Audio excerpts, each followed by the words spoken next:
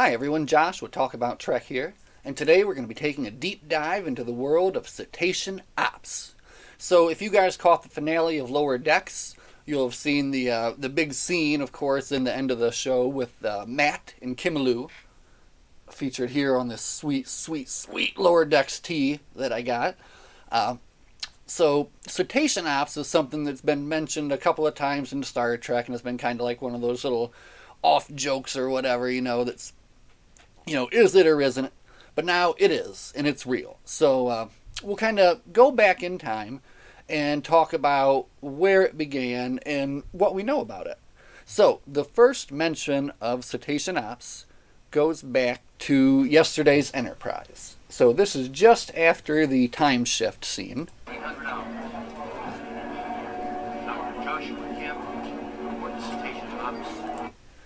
Now, did you hear that? Dr. Joshua Kim ordered to report to Cetacean Ops.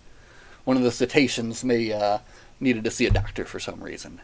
So I know in the subtitles it says Station Ops, but you and me and everybody else knows they're talking about Cetacean Ops there. It's got to be.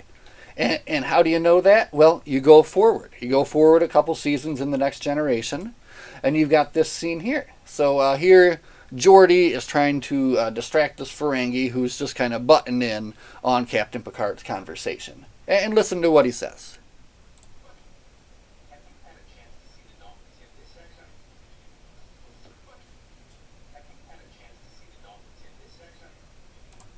Have you had a chance to see the dolphins yet? This is something you really don't want to miss. So the dolphins on the Enterprise D must be almost like a tourist attraction even. So, they have dignitaries on board and stuff. So they bring people around to Cetacean Ops to kind of show them, what it's all about and to check out these sweet dolphins.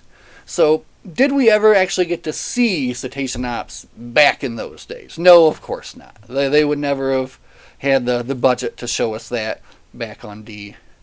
I can only imagine. But we can take a look at an imagined version of what that might have been.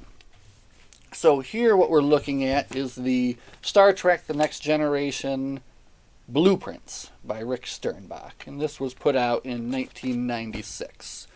So here's kind of the definitive information source for Cetacean Ops. So this is Deck 13 of the Enterprise D. And you can see this deck, the forward portion of the saucer here, has a large part of it that is devoted to Cetacean Ops. So right here at the front, you have two Cetacean navigation labs. You have your Cetacean Ops back here. Looks like you have two stations there for that. You've got your Cetacean lifeboats, of course, because we're not going to leave them behind in case of emergency. So they have their own special life pods there, as you can see. And then there's also a wet-dry access dock here. So it looks like other crew members could get in there and interact with the cetaceans. So this is what your Cetacean Ops looks like here on the Enterprise D. And then you can see it actually goes all the way up to Deck 14 as well. So they've got the Cetacean high bays here on Deck 14. So you can imagine Geordi was probably bringing that Ferengi here. Maybe there's some nice viewing platforms here to check out the dolphins and just see what they're up to.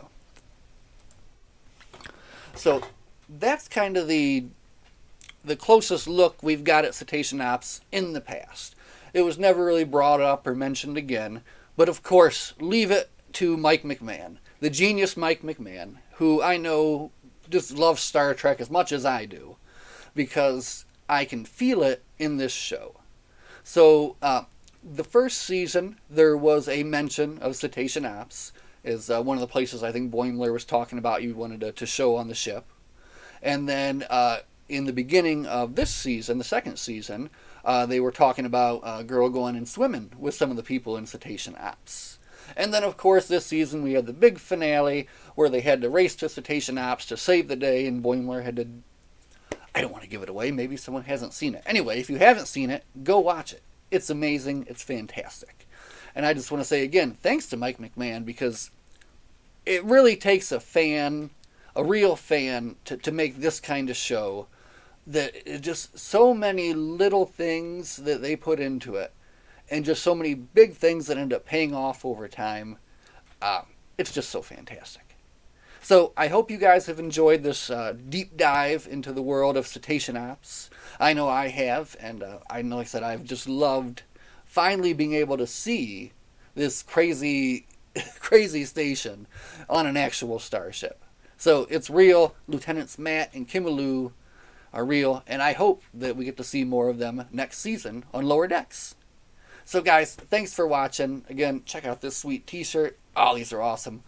I hope you guys enjoyed this deep dive into the world of cetacean ops, and tune in next time and we'll see what we're going to get into then. As always, live long and prosper. Bye.